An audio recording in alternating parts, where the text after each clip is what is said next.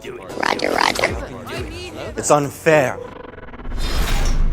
would be honored if you would join us.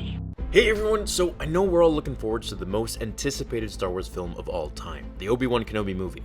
This was projected to be released by 2020 or around some time in there, and we've all been super excited about it. I know I have.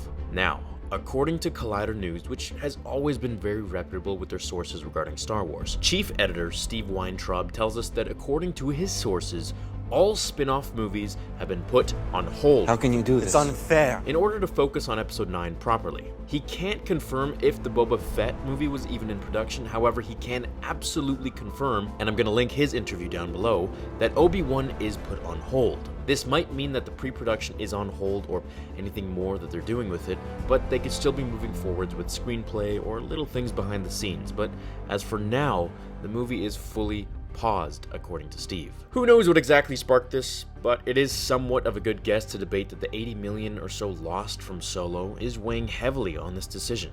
We have to think that Disney needs to go back to the drawing board and not treat Star Wars like Marvel, where they make a spin-off film every 6 months. Now, I would really like that, but only if they were done properly and in more so of a chronological order. I mean, we're going from Episode 7 to before Episode 4 with Rogue One. Then we're going Episode 8 to a few years after Episode 3. I can see how some fans might be confused who aren't avid Star Wars fans like me or you.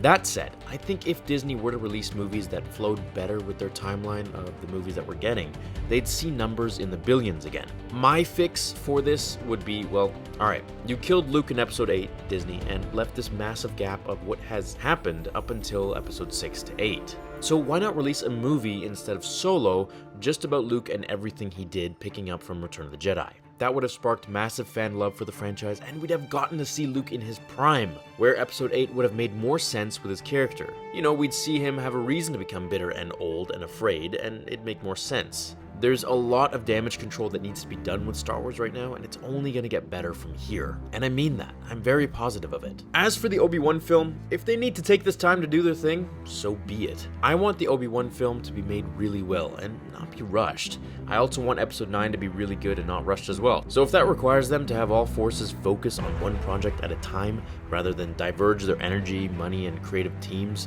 then I'm all for it. We'll get Obi-Wan, don't worry, that spin-off trilogy is a cash cow for them, and it's what the fans want to see. I think things will just get better from here. We just need a little bit of hope and a little bit of time. Let me know what you guys think about this, and I will see you all in the next episode of Star Wars Theory. Until then, my fellow Jedi and Sith friends, remember, The Force will be with you always. Now, fulfill your destiny.